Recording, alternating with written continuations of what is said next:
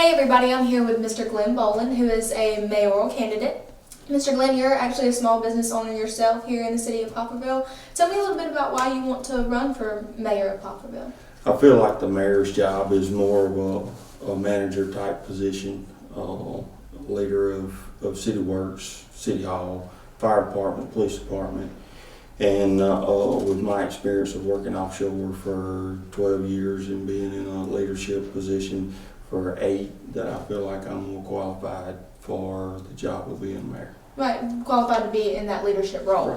Right. Let's talk about some specifics. How do you plan to increase the tax base to cover the cost of city services? If you take a look at our tax sales that we receive over the past 5 years, it has been a little increase as the years have went by. Has gotten a little better being that the beer sales has started, and a little more better with the Love's truck stop down by the interstate. So it's been an increase, for the past 5 years, and we just try to promote our businesses and keep people buying local.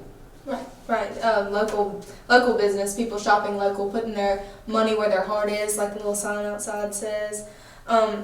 What value do you see with improving the relationship between the schools and PRCC with the city? We have a real good relationship. I actually talked with Mr. Adam Brewerwood yesterday. We've got a project that the city's looking at, needing help from the college. The college, he spoke about some projects that they were looking to do and maybe incorporating the city with it also. He didn't want to go into a whole lot of detail with it because it's just in the first stage, but I think our project at the city park, most folks know that we are looking to rename it after Mr. Martin T. Smith, and the college is more than willing to help us with that project. Awesome. Yeah, definitely, and kind of trying to get PRCC and the Poplarville schools all connected with the city is a big deal to a lot of people. But the city of Poplarville is also part of a bigger dynamic. It's part of Pearl River County. That's right. So how would you like to see the relationship improve between the city and the Board of Supervisors?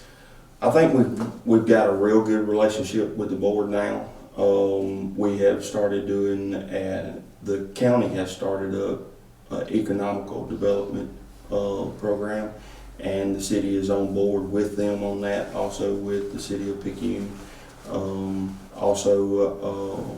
Mr. Hudson Holliday, Supervisor B3, has inquired of helping us with the city to extend Church Street around the lower.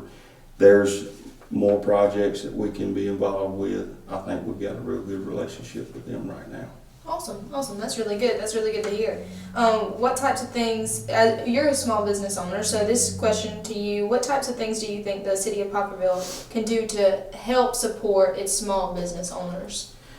I think Poplarville needs to really, when a small business wants to come in town, really welcome them, promote them on social media, try to get the people to stay local, to buy local, whether it be a restaurant, whether it be a shop or whatever it might be, and just try to really encourage them to keep going, because it's hard to start out. Definitely. It's definitely hard to start out and keep the business going in a small town like this. And you need all the help you can get. Yes, you need all the support you can get and all the help that you can get. So let's talk about specifically Poplarville. If you had to say that Poplarville had an identity, what would that be? I would like to think that Poplarville has an identity of welcome any and all type of people. We're not just backcountry people, we're not city folks, we're a mixture of everybody. And I feel like most everywhere that you go, people are welcome you into their business or their restaurant or whatever, and I think that's what we need to continue to do. Right, and you talk about people are welcoming, and that goes to say for the next question about the people that live here. If you were describing those people to somebody that didn't live here, How would you describe him? Me and another business owner, and I thought a lot about this, were sitting before this question ever come up, and we were sitting talking about how blessed we were to live in a town that people welcome you here, and that we were glad to be from here and raised here, and we're able to continue to live here with our families and stuff. Right, definitely, absolutely. And here's kind of a off-the-wall question, I guess you would call it. I've always heard my dad say that we could change the world with Little League baseball. And what I think of is that he's talking about our youth in that aspect. What does that mean to you and our youth in the city of Poplarville? I've got 2 young daughters, and they're not in Little League baseball. They do gymnastics and stuff like that.